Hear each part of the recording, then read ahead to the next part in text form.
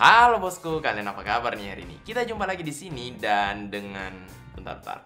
Kalian udah pada lihat posting Instagram saya belum sih? Ya, yang itu. Jadi nanti atau dalam waktu dekat salah satu brand akan ngeluarin handphone terbaru lagi yang ya gila-gilaan juga sih, setiap bulan ada aja produk baru dari mereka.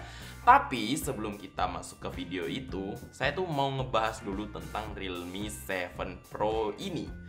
Jadi saya udah cukup lama nih pakai handphone ini dan sebenarnya saya cukup impressed sih. Bukan cukup lagi teman-teman, tapi saya benar-benar impressed dengan handphone ini. Nah, jadi pertama-tama mungkin saya mau ngebahas dulu soal baterai dari handphone ini, karena kayaknya bagian itu tuh bukan yang paling menonjol, tapi menonjol banget lah teman-teman pokoknya. Kenapa? Karena kalau kita lihat dari sisi kapasitas aja, kayaknya handphone ini bukan handphone yang punya kapasitas paling tinggi. 4.500 saja teman-teman. Biasanya kalau yang sekarang udah ada yang 7.000. Yang ini tetap di 4.500 saja. Tapi yang bikin saya seneng adalah pemakaiannya yang ternyata hemat banget teman-teman. Saya bisa pakai handphone ini sampai 2 harian. Ya kadang-kadang aja sih kalau pemakaiannya nggak terlalu intens dan saya nggak terlalu banyak main game. Dan kalau pemakaian intens paling bisa bertahan sampai malam dan itu sebenarnya udah cukup banget. Apalagi yang paling menonjol di sini adalah kecepatan chargingnya teman-teman. Seperti yang udah teman-teman tahu, di sini handphone ini pakai Super Dart Charge dengan kapasitas charging sampai dengan 65 watt. 30 menit aja udah bisa penuh teman-teman. Gak tahu lagi sih, 65 watt ini memang. Bahkan beberapa waktu yang lalu saya udah impressed banget dengan 40 watt. Di sini saya terkejut lagi dengan 65 watt. Saya seneng banget karena saya memang bukan tipe orang yang suka ngecas handphone. Saya bukan tipe orang yang suka handphone saya cepet lowbat. Dan handphone itu memberikan saya hal yang saya inginkan tersebut. Tahan banget baterainya, cepet banget ngecasnya, dan sampai sini saya seneng. Dan ketahanan baterainya ini juga mungkin karena andil dari Realme UI ini ya. Ini mungkin salah satu yang bikin saya kurang seneng. Kadang-kadang ada notifikasi yang nggak masuk. Mungkin karena UI-nya ini terlalu agresif untuk ngilangin aplikasi yang berjalan di background. Entah kenapa ya saya kurang seneng aja sih dengan ini. Walaupun memang memberikan baterai life yang lebih tinggi, tapi ya kita tetap harus membayar dengan ya notifikasi. Seperti misalnya WhatsApp, itu kan wah itu kadang-kadang agak penting. Dan kadang-kadang notifikasinya entah kemana. Ada teman-teman yang merasa kayak gini? Mungkin bisa komentar di bawah ya. Oh iya, di sini saya hampir lupa nih.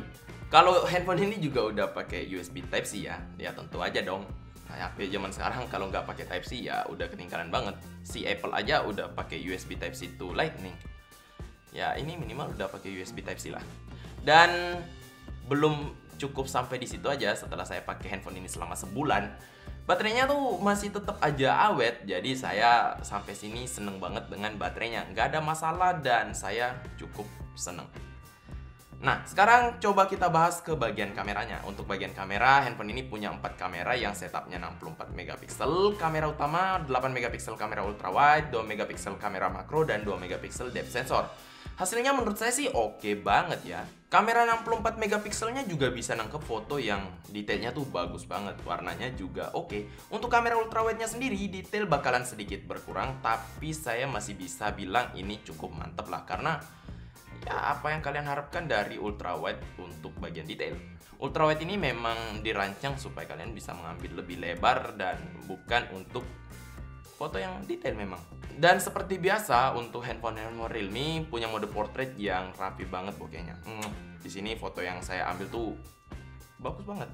Dan di sini sekarang saya mau bahas sedikit soal desain dulu deh sebelum kita masuk ke bagian spesifikasi. Seperti biasa, desain Realme tuh ya kayak gini aja. Saya nggak bisa bilang jelek sih karena memang nggak jelek. Tapi desainnya biasa aja teman-teman. Kayak nggak ada yang baru. Susunan kameranya pun ya segini-gini aja.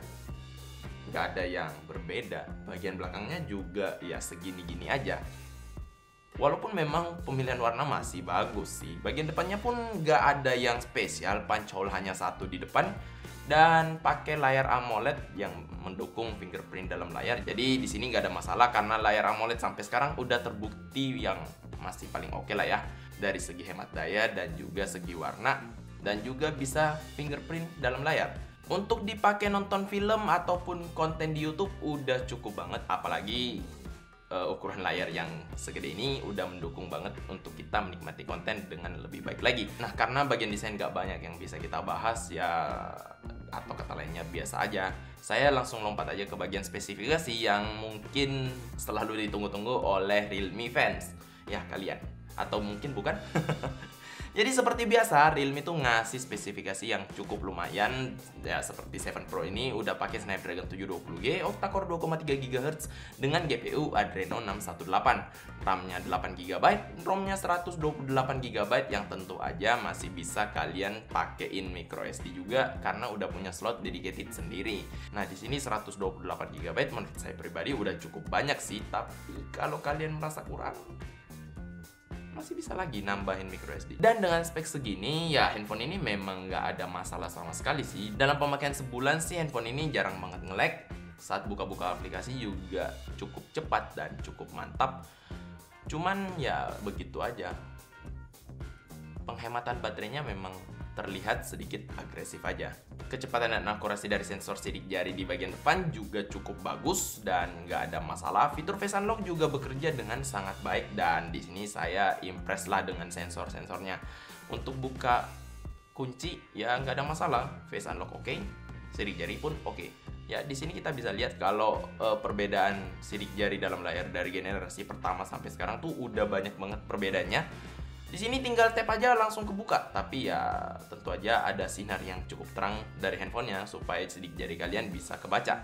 Antutu yang dihasilkan cukup gede, dapat angka 290 ribuan. Ini menurut saya cukup oke lah ya, nggak ada masalah. Dan seperti yang kemarin juga, handphone ini udah mendukung NFC dan walaupun di Indonesia sendiri belum banyak fungsi NFC yang bisa kita nikmati, palingnya kalian bisa ngisi e-money, bisa bayar-bayar, ya kayaknya masih belum banyak juga yang menerapkan fitur tersebut. Tapi ya minimal adalah. Jadi seperti yang saya bilang, wahai netizen, ya bacotlah terus tapi jangan yang sampai menyakiti hati ya. Nah, terakhir soal gamingnya teman-teman. Di sini mungkin teman-teman udah banyak yang nungguin soal gamingnya, tapi sayangnya saya nggak bakal bahas banyak soal gaming karena dalam pemakaian sebulan ini memang saya jarang main game. Ya karena memang saya bukan tipe gamer di handphone. Tapi saat dipakai main game Mobile Legends ataupun PUBG ya semuanya berjalan dengan lancar. PUBG juga bisa berjalan dengan pengaturan rata kanan. Jadi nggak ada masalah lah untuk kalian para gamer yang main PUBG bisa beli handphone ini. Nah sekarang kayaknya kita langsung masuk aja ke kesimpulan. Jadi Realme 7 Pro ini ngasih kesan yang cukup atau sangat positif lah untuk saya. Dalam pemakaian 1 bulan saya tuh nggak pernah ngeluh tentang performa dari handphone ini. Paling ya hanya keagresifannya aja dalam menghemat baterai. Tapi saya juga nggak bisa terlalu banyak bacot soal itu karena saya memang tipe orang yang sangat mementingkan baterai life, atau ya handphone saya perlu nyala dalam waktu yang sangat lama dan saya nggak mau ngecas dalam waktu yang juga lama. Dan di handphone ini saya tuh dapat fitur tersebut dengan penghematan baterai yang cukup bagus dan juga pengecasan yang sangat cepat. 65 watt ini, wah. Sampai sekarang saya memang masih kurang percaya sih kalau 30 menit bisa ngecas handphone sampai full dan juga bisa dipakai dengan waktu yang udah cukup lama. Bisa sampai 2 hari kalau misalnya pemakaiannya nggak terlalu intens. Dan sampai sini saya seneng-seneng aja sih.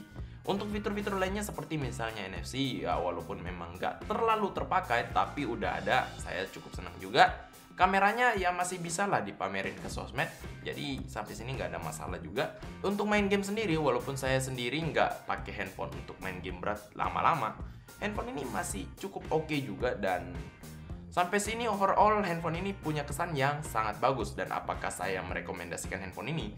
Tentu saja teman-teman. Tapi